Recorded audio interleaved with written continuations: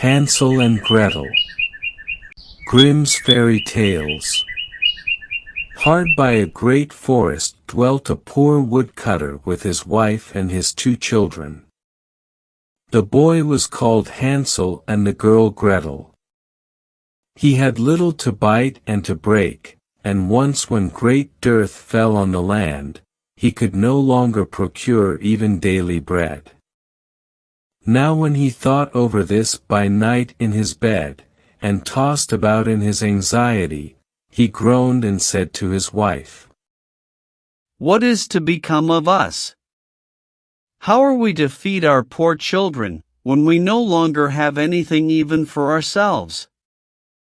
"I'll tell you what, husband," answered the woman.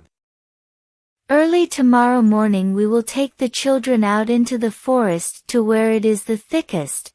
There we will light a fire for them, and give each of them 1 more piece of bread, and then we will go to our work and leave them alone. They will not find the way home again, and we shall be rid of them." "No, wife," said the man. "I will not do that. How can I bear to leave my children alone in the forest? The wild animals would soon come and tear them to pieces." "Oh, you fool," said she. "Then we must all 4 die of hunger. You may as well plane the planks for our coffins." And she left him no peace until he consented. "But I feel very sorry for the poor children, all the same," said the man. The 2 children had also not been able to sleep for hunger, and had heard what their stepmother had said to their father. Gretel wept bitter tears, and said to Hansel, "Now all is over with us." "Be quiet, Gretel," said Hansel. "Do not distress yourself, I will soon find a way to help us." And when the old folks had fallen asleep, he got up, put on his little coat, opened the door below, and crept outside. The moon shone brightly, and the white pebbles which lay in front of the house glittered like real silver pennies. Hansel stooped and stuffed the little pocket of his coat with as many as he could get in. Then he went back and said to Gretel, "Be comforted, dear little sister, and sleep in peace. God will not forsake us." And he lay down again in his bed. When day dawned, but before the sun had risen, the woman came and awoke the 2 children, saying, "Get up, you sluggards. We are going into the forest to fetch wood." She gave each a little piece of bread, and said, "There is something for your dinner, but do not eat it up before then, for you will get nothing else." Gretel took the bread under her apron, as Hansel had the pebbles in his pocket. Then they all set out together on the way to the forest. When they had walked a short time, Hansel stood still and peeped back at the house, and did so again and again. His father said, "Hansel, what are you looking at there and staying behind for? Pay attention, and do not forget how to use your legs." "Ah, father," said Hansel, "I am looking at my little white cat, which is sitting up on the roof, and wants to say goodbye to me." The wife said, "Fool, that is not your little cat, that is the morning sun which is shining on the chimneys." Hansel, however, had not been looking back at the cat, but had been constantly throwing one of the white pebble stones out of his pocket on the road. When they had reached the middle of the forest, the father said, "Now, children, pile up some wood, and I will light a fire that you may not be cold." Hansel and Gretel gathered brushwood together, as high as a little hill. The brushwood was lighted, and when the flames were burning very high, the woman said, "Now, children, lay yourselves down by the fire and rest. We will go into the forest and cut some wood. When we have done, we will come back and fetch you away." Hansel and Gretel sat by the fire, and when noon came, each ate a little piece of bread, and as they heard the strokes of the wood axe they believed that their father was near. It was not the axe, however, but a branch which he had fastened to a withered tree which the wind was blowing backwards and forwards. And as they had been sitting such a long time, their eyes closed with fatigue, and they fell fast asleep. When at last they awoke, it was already dark night. Gretel began to cry and said, "How are we to get out of the forest now?" But Hansel comforted her and said, "Just wait a little, until the moon has risen, and then we will soon find the way." And when the full moon had risen, Hansel took his little sister by the hand, and followed the pebbles which shone like newly coined silver pieces, and showed them the way. They walked the whole night long, and by break of day came once more to their father's house. They knocked at the door, and when the woman opened it and saw that it was Hansel and Gretel, she said, "You naughty children, why have you slept so long in the forest? We thought you were never coming back at all." The father, however, rejoiced, for it had cut him to the heart to leave them behind alone. Not long afterwards, there was once more great dearth throughout the land, and the children heard their mother saying at night to their father, "Everything is eaten again, we have 1/2 loaf left, and that is the end. The children must go, we will take them farther into the wood, so that they will not find their way out again. There is no other means of saving ourselves."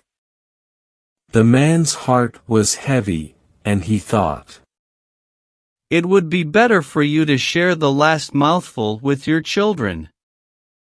The woman, however, would listen to nothing that he had to say, but scolded and reproached him. He who says a must say be, likewise, and as he had yielded the first time, he had to do so a second time also. The children, however, were still awake and had heard the conversation. When the old folks were asleep, Hansel again got up, and wanted to go out and pick up pebbles as he had done before, but the woman had locked the door, and Hansel could not get out. Nevertheless he comforted his little sister, and said, "Do not cry, Gretel, go to sleep quietly, the good God will help us." Early in the morning came the woman, and took the children out of their beds. Their piece of bread was given to them, but it was still smaller than the time before.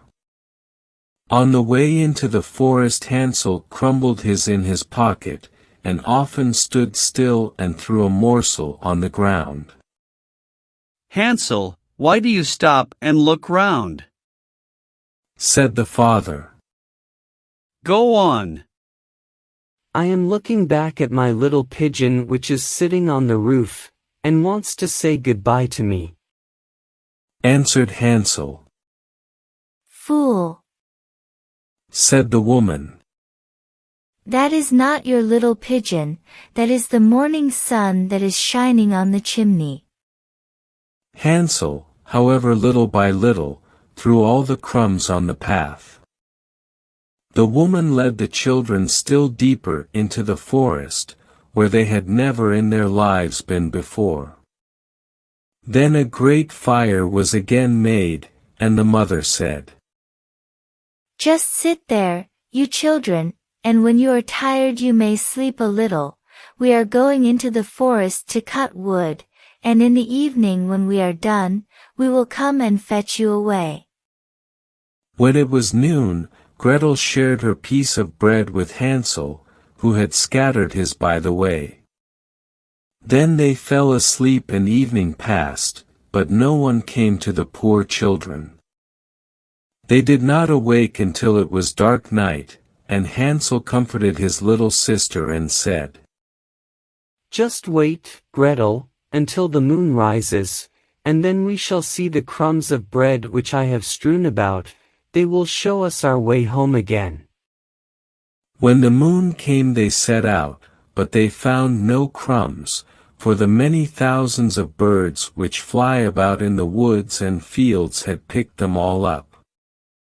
Hansel said to Gretel, "We shall soon find the way." But they did not find it.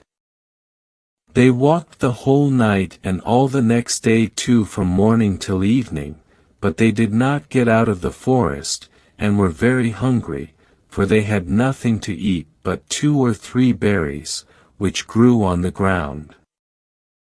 And as they were so weary that their legs would carry them no longer, they lay down beneath a tree and fell asleep. It was now 3 mornings since they had left their father's house. They began to walk again, but they always came deeper into the forest, and if help did not come soon, they must die of hunger and weariness. When it was midday, they saw a beautiful snow-white bird sitting on a bough, which sang so delightfully that they stood still and listened to it. And when its song was over, it spread its wings and flew away before them, and they followed it until they reached a little house, on the roof of which it alighted. And when they approached the little house they saw that it was built of bread and covered with cakes, but that the windows were of clear sugar. "We will set to work on that," said Hansel, "and have a good meal. I will eat a bit of the roof, and you, Gretel, can eat some of the window. It will taste sweet." Hansel reached up above, and broke off a little of the roof to try how it tasted, and Gretel leant against the window and nibbled at the panes. Then a soft voice cried from the parlor, "Nibble, nibble, gnaw. Who is nibbling at my little house?" The children answered, The wind, the wind. The heaven-born wind. and went on eating without disturbing themselves. Hansel, who liked the taste of the roof, tore down a great piece of it, and Gretel pushed out the whole of one round window pane, sat down, and enjoyed herself with it. Suddenly the door opened, and a woman as old as the hills, who supported herself on crutches, came creeping out. Hansel and Gretel were so terribly frightened that they let fall what they had in their hands. The old woman, however, nodded her head, and said, "Oh, you dear children, who has brought you here? Do come in, and stay with me. No harm shall happen to you."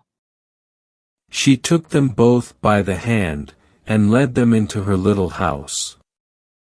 Then good food was set before them, milk and pancakes, with sugar, apples, and nuts. Afterwards 2 pretty little beds were covered with clean white linen, and Hansel and Gretel lay down in them, and thought they were in heaven. The old woman had only pretended to be so kind. She was in reality a wicked witch, who lay in wait for children, and had only built the little house of bread in order to entice them there. When a child fell into her power, she killed it, cooked and ate it, and that was a feast day with her. Witches have red eyes, and cannot see far, but they have a keen scent like the beasts, and are aware when human beings draw near. When Hansel and Gretel came into her neighborhood, she laughed with malice, and said mockingly, I have them, they shall not escape me again. Early in the morning before the children were awake, she was already up, and when she saw both of them sleeping and looking so pretty, with their plump and rosy cheeks, she muttered to herself, That will be a dainty mouthful. Then she seized Hansel with her shriveled hand, carried him into a little stable, and locked him in behind a grated door. Scream as he might, it would not help him. Then she went to Gretel, shook her till she awoke, and cried, Get up, lazy thing, fetch some water, and cook something good for your brother. He is in the stable outside, and is to be made fat. When he is fat, I will eat him. Gretel began to weep bitterly, but it was all in vain, for she was forced to do what the wicked witch commanded. And now the best food was cooked for poor Hansel, but Gretel got nothing but crab shells. Every morning the woman crept to the little stable, and cried, Hansel, stretch out your finger that I may feel if you will soon be fat. Hansel, however, stretched out a little bone to her, and the old woman, who had dim eyes, could not see it, and thought it was Hansel's finger, and was astonished that there was no way of fattening him. When 4 weeks had gone by, and Hansel still remained thin, she was seized with impatience and would not wait any longer. Now, then, Gretel, she cried to the girl, stir yourself, and bring some water. Let Hansel be fat or lean, tomorrow I will kill him, and cook him. Ah, how the poor little sister did lament when she had to fetch the water, and how her tears did flow down her cheeks. Dear God, do help us. She cried. If the wild beasts in the forest had but devoured us, we should at any rate have died together. Just keep your noise to yourself, said the old woman. It won't help you at all. Early in the morning, Gretel had to go out and hang up the cauldron with the water, and light the fire. We will bake first, said the old woman. I have already heated the oven, and kneaded the dough. She pushed poor Gretel out to the oven, from which flames of fire were already darting. Creep in, said the witch, and see if it is properly heated, so that we can put the bread in. And once Gretel was inside, she intended to shut the oven and let her bake in it, and then she would eat her, too. But Gretel saw what she had in mind, and said, I do not know how I am to do it. How do I get in? Silly goose, said the old woman. The door is big enough, just look, I can get in myself. And she crept up and thrust her head into the oven. Then Gretel gave her a push that drove her far into it, and shut the iron door, and fastened the bolt. Oh! Then she began to howl quite horribly, but Gretel ran away and the godless witch was miserably burnt to death.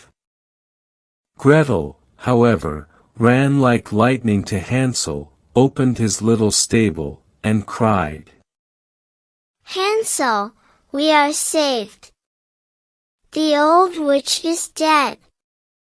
Then Hansel sprang like a bird from its cage when the door is opened. How they did rejoice and embrace each other, and dance about and kiss each other. And as they had no longer any need to fear her, they went into the witch's house, and in every corner there stood chests full of pearls and jewels.